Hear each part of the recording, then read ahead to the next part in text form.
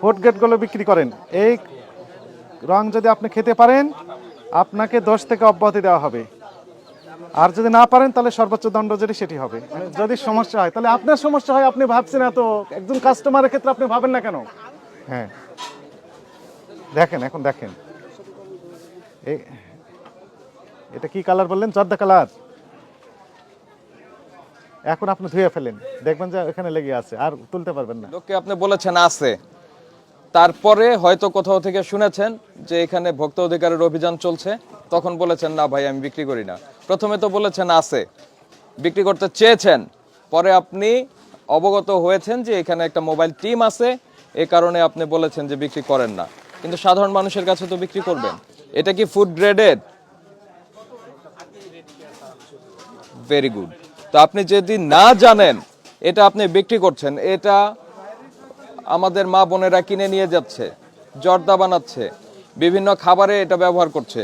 দেখেন আমরা মৌলভীবাজারে অনেক অভিযান করেছি, এই যে স্যার করেছে, এটা তো বোধহয় আপনারা দেখেন।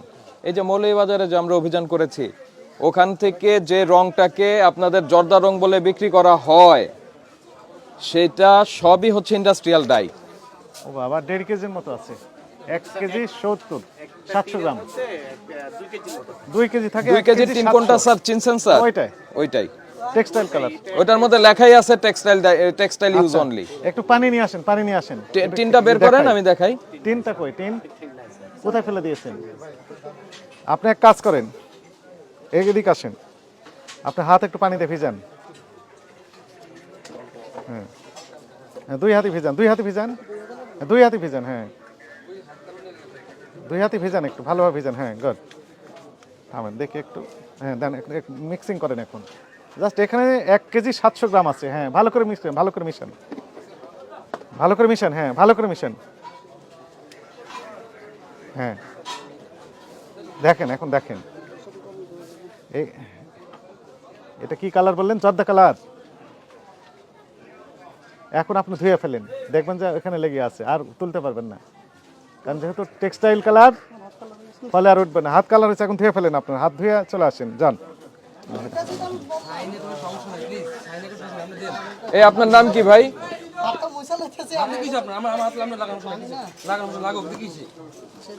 আচ্ছা অল্পই দিলাম, ঠিক আছে, অল্প দিলাম, বেশি দিলাম না। ঠিক আছে, থামেন থামেন থামেন, একটু ধৈর্য ধরেন আপনি। এইটা এখানে থাক।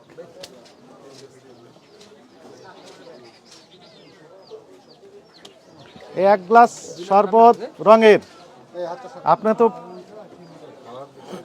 ফুড গ্রেডগুলো বিক্রি করেন, এই রং যদি আপনি খেতে পারেন আপনাকে 10 থেকে অব্যাহতি দেওয়া হবে, আর যদি না পারেন তাহলে সর্বোচ্চ দণ্ড যেটি সেটি হবে। এখন যেদিকে আপনি যান, কয়জন আছেন আপনার কর্মচারী এখানে?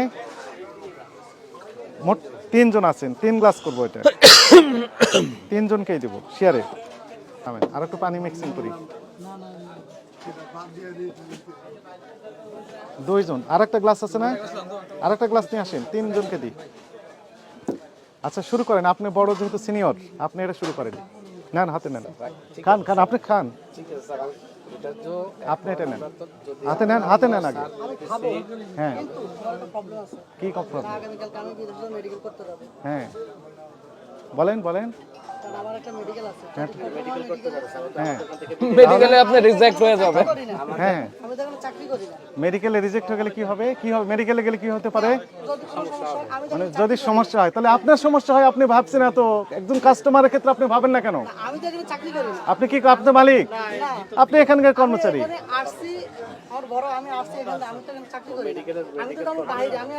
মানে আপনার ভয় লাগছে যে খেলে সমস্যা হতে পারে, তাহলে একজন কাস্টমারকে আপনি কেন বিক্রি করছেন এই রংটা?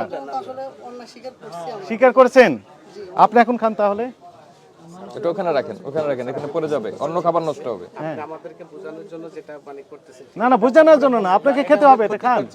ঠিক আছে, ক্ষতিকর জিনিস আপনি খেতে পারবেন না, খেতে পারবেন না, এটা তো আমরা স্বীকার করতেছি, তাহলে আপনি খেতে পারবেন না।